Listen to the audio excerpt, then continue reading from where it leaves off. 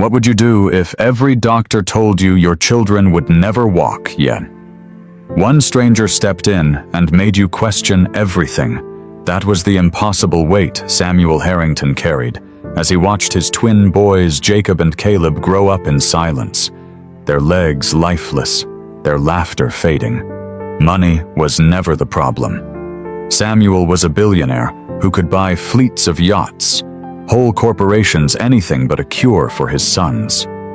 After losing his wife to illness, grief became his only companion. He threw himself into work, chasing schedules and flights to avoid the suffocating truth waiting for him at home. For years, 19 nannies had come and gone, each armed with impressive RSUMs and clinical routines, only to leave defeated by the heaviness of the Harrington household.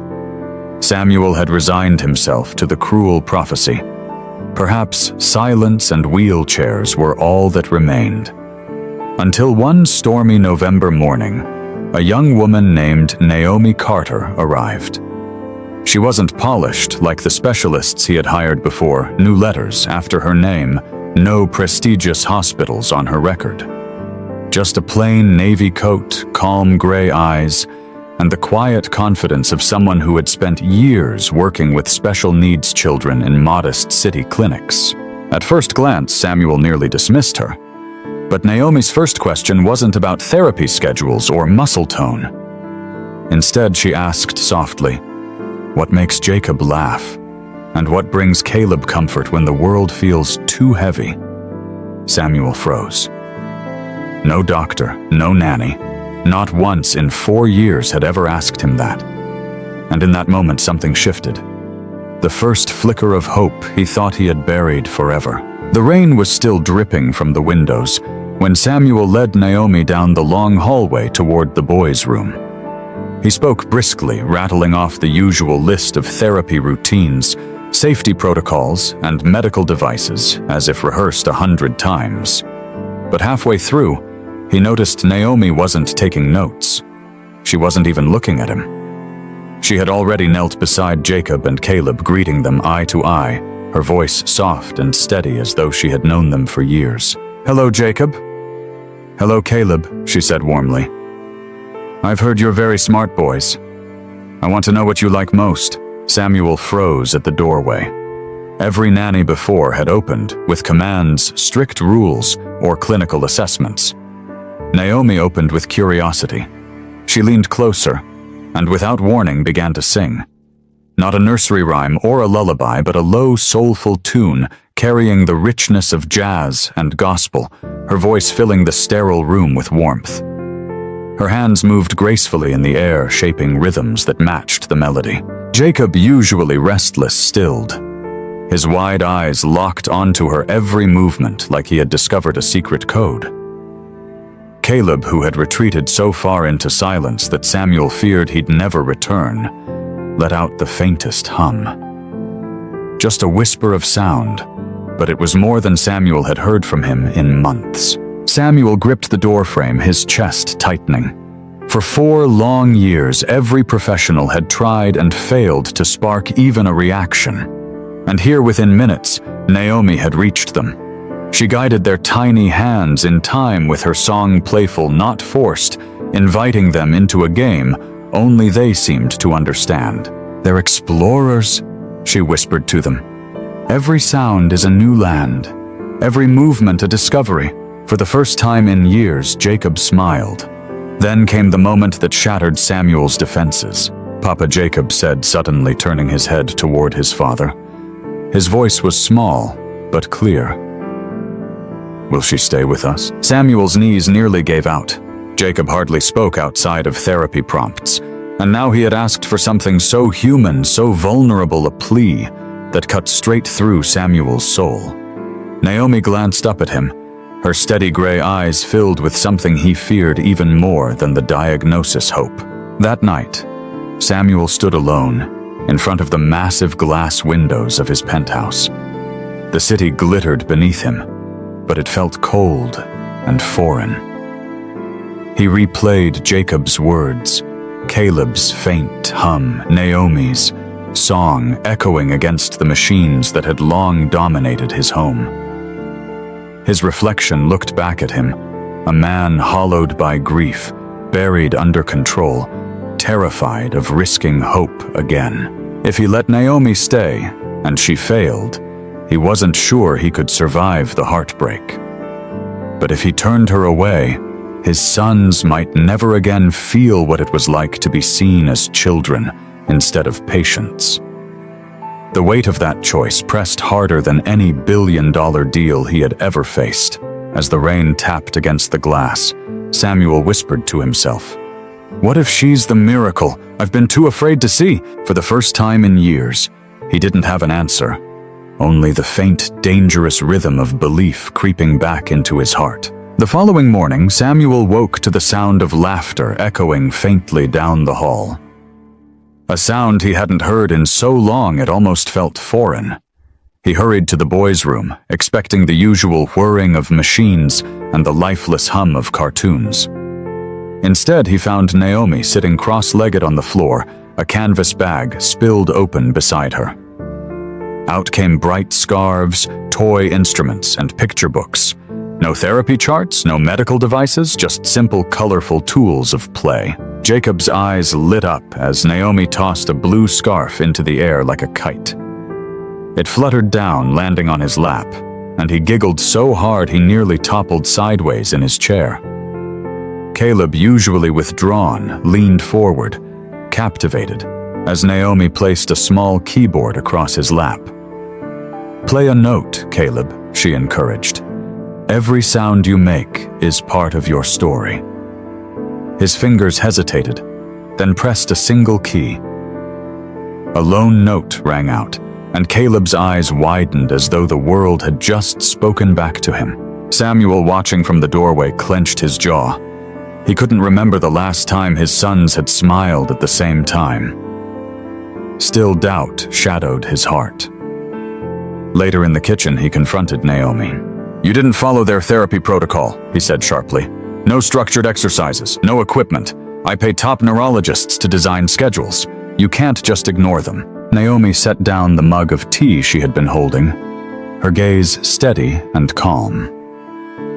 "With respect, Mr. Harrington, your children don't need another therapist who treats them like broken machines. They need someone who believes in them, someone who sees them as boys first, patients second." Her words landed like a slap. "Belief doesn't rewire motor neurons," Samuel snapped. "I don't need magic tricks. I need results." "Sometimes belief is the spark that creates results," she replied firmly, her voice unwavering. The audacity both infuriated him and deep inside stirred something long buried. He wanted to dismiss her, to send her away before she filled his sons with false hope. But when he glanced down the hallway and heard Caleb's soft, clumsy tune still echoing, he couldn't. Days bled into weeks.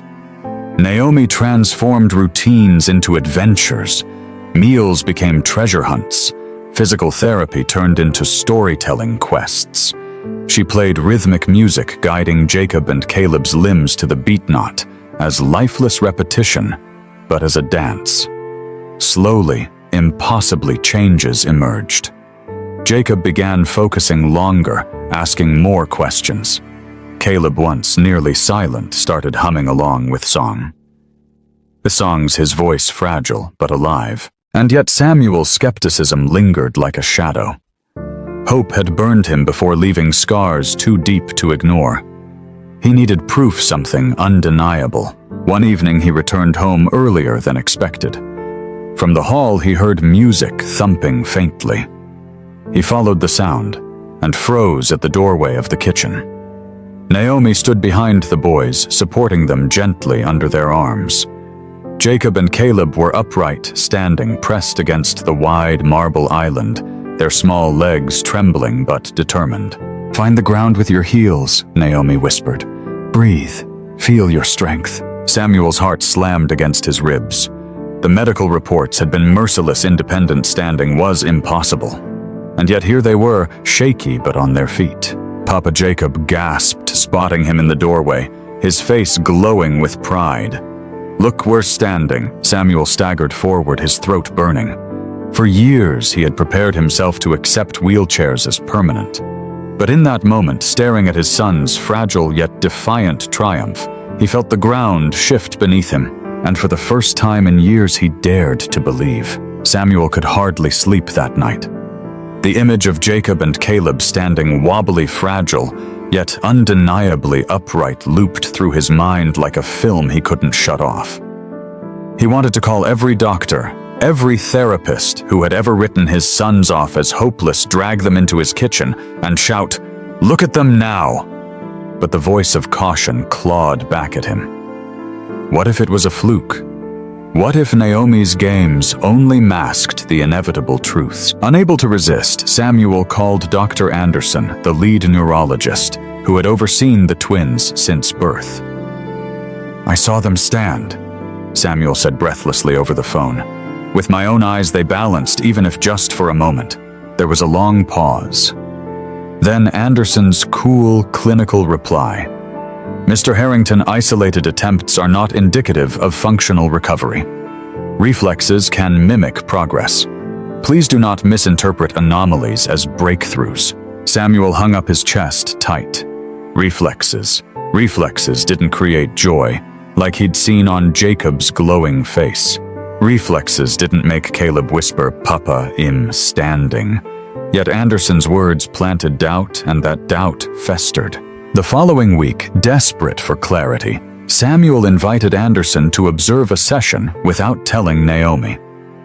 The doctor sat in the corner, his sharp eyes hidden behind thin glasses jotting notes as Naomi spun scarves through the air and played rhythmic games with the boys. At first, Jacob responded eagerly, but under Anderson's scrutiny, his focus faltered. Caleb grew tense, his movements stiffening. "She is creative," Anderson admitted afterward in the hall. "But this isn't structured rehabilitation. It's unorthodox, unmeasured, and potentially misleading. Be careful, Mr. Harrington." Samuel's anger boiled over. That evening, he confronted Naomi. "You made me look like a fool," he hissed. "Do you realize what's at stake? These are my sons, not props for your theatrics." For the first time, Naomi's calm cracked. "They're not experiments, Samuel," she snapped, using his name without hesitation. "They're children, and for the first time in their lives, they believe in themselves. You're so terrified of false hope that you're blind to the progress right in front of you." Her voice shook not with fear but conviction.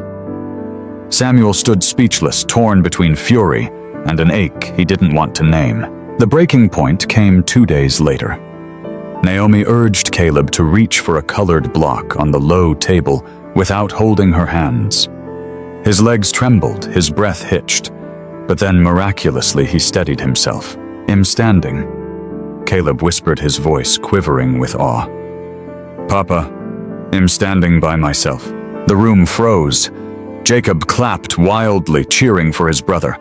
Naomi's eyes brimmed with tears, and Samuel's heart nearly split open. But just as quickly, fear stormed in. What if it was dangerous? What if pushing too hard set them back forever? What if this fragile miracle shattered and left them all broken beyond repair? "This has to stop," Samuel barked, yanking Naomi aside.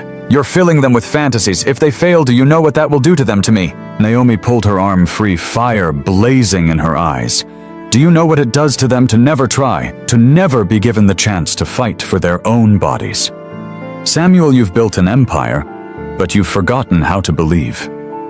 If you can't believe in them, then step aside and let someone else show them how."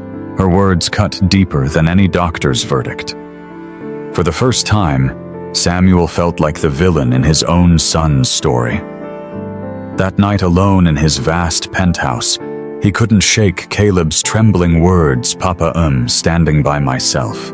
And for once, the silence in his home wasn't filled with machines. It was filled with the sound of his doubt cracking wide open. That night, Samuel paced the length of his office, haunted by Caleb's trembling words, "Papa, I'm standing by myself." For years, he had armored himself in logic, hiding behind medical reports and hard numbers, but no spreadsheet could explain the fire in his son's eyes. Over the following months, progress came in uneven steps like climbing a staircase built of shifting sand. Jacob learned to balance longer, asking sharper questions. Caleb began taking shaky steps between two chairs, each stride an act of defiance against every prognosis. And though Samuel doubted himself 100 times, he kept showing up cheering louder than anyone when they stumbled, holding them tighter when they fell. 9 months after Naomi first entered their lives, the moment arrived, Lucas crossed the living room floor alone, collapsing into her arms with a triumphant laugh. The impossible had become ordinary. For Samuel, who once thought his home would forever echo with silence, the sound of his boy's footsteps was the greatest miracle of all. Sometimes the hardest battle isn't against circumstance, but against our own fear of believing again. Hope can feel dangerous, even foolish, but without it we deny ourselves the chance to witness miracles. Like Samuel learned, love mixed with faith can transform what experts call impossible into everyday life. If this story touched your heart, tell us in the comments what you believe about the power of hope, and don't forget to hit subscribe so you never miss another story that reminds us all. Miracles are real when love leads the way.